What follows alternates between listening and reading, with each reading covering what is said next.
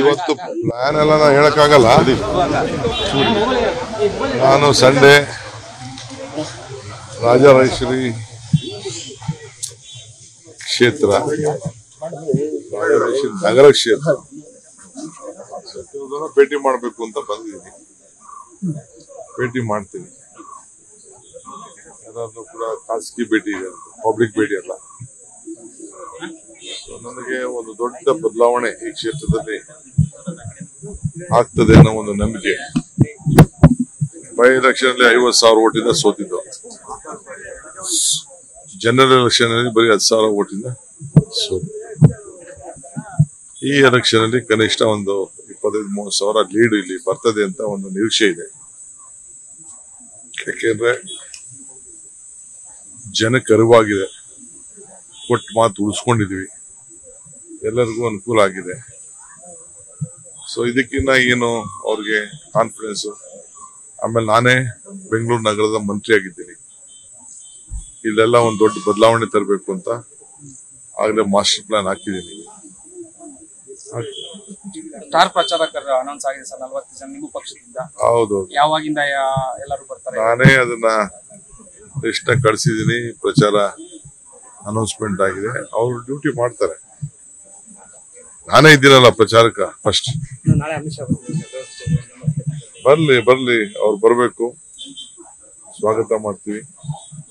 ಒಳ್ಳೇದಾಗ್ಲಿ ಅವ್ರಿಗೆ.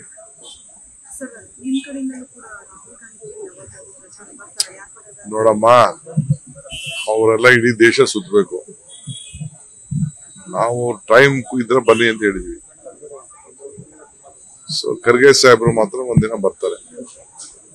ನಮ್ಮ ರಾಜ್ಯದವರು ಇಡೀ ದೇಶ ಸುತ್ತಬೇಕಾದ್ರೆ ಟೈಮು ಬಹಳ ಲಿಮಿಟೇಷನ್ ಇದೆ. ನೋಡೋಣ.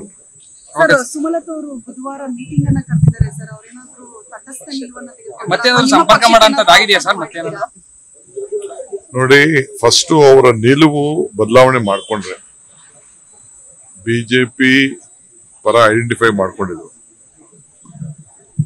ಬಿಜೆಪಿ ಪರ ಐಡೆಂಟಿಫೈ ಮಾಡ್ಕೊಂಡ್ರು. ಅವ್ರಿಗೆ JDSಗೆ ನಡೆದ ಯುದ್ಧದ ಕಾಳಗ, ಮಾತಿನ ಕಾಳಗ, ಜನ ಏನ್ ತೀರ್ಮಾನ ಮಾಡ್ತಾರಂತ ಗೊತ್ತಿಲ್ಲ. ಜನ ದಡ್ಡರಲ್ಲ.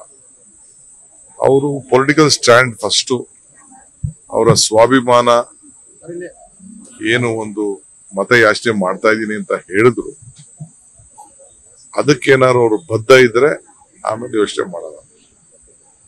ಅವ್ರದ್ದು ಬದ್ಧತೆ ಬದಲಾವಣೆ ಆಗದೆ ಹೋದ್ರೆ ನಾವು ಅದಕ್ಕೆ ನಮ್ಮ ಲೋಕಲ್ ಅವ್ರಿಗೆ ಬಿಡ್ತಿಲ್ಲ.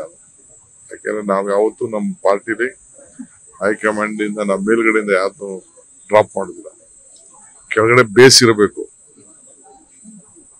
ನಮ್ದು ಏನಿದ್ರು ರೂಟ್ ಇದ್ರೆ ಮಾತ್ರ ಫ್ರೂಟ್. ಬಟ್ ಕಾಂಗ್ರೆಸ್ ಅವ್ರು ನಂಗೆ ಆಹ್ವಾನ ಕೊಡ್ತಾ ಇದ್ರೆ ನಾನೇನು ಡಿಸೈಡ್ ಮಾಡಿಲ್ಲ ಅನ್ನೋಂತ ಮಾತು ನೆನ್ನೆ ಕೂಡ ಹೇಳಿದ್ರು.